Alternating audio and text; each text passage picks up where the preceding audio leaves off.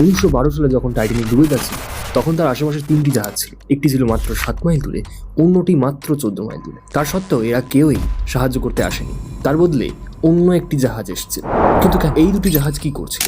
প্রথম জাহাজ স্যামসন, এটি ছিল সবচেয়ে কাছে, মাত্র 7 মাইল। কিন্তু সাহায্যের বদলে তারা উল্টো দিকে ঘুরে যায়, কারণ এই জাহাজের কর্মীরা তখন অবৈধ শিকার করছিল এবং ধরা পড়ার ভয়ে তারা বিপদ সংকেত দেখেও এড়িয়ে যায়। চরম অমানবিকতা। দ্বিতীয় জাহাজ ক্যালিফোর্নিয়ান, দূরত্ব ছিল মাত্র 14 মাইল। তারা টাইটানিকের ফ্ল্যাশ লাইট দেখেও ক্যাপ্টেন বরফের কারণে ঝুঁকি না নিয়ে ঘুমিয়ে পড়ার সিদ্ধান্ত নেন। তাদের মনে হয়েছিল সকাল পর্যন্ত অপেক্ষা করাই নিরাপদ।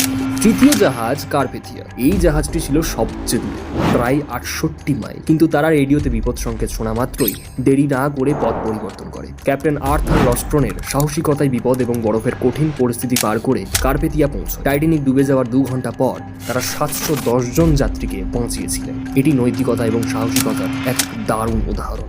আপনার মতে কোন জাহাজটি সবচেয়ে বড় ভুল করেছিল? কমেন্টে জানান। ফলো এবং সাবস্ক্রাইব করতে ভুলবেন না।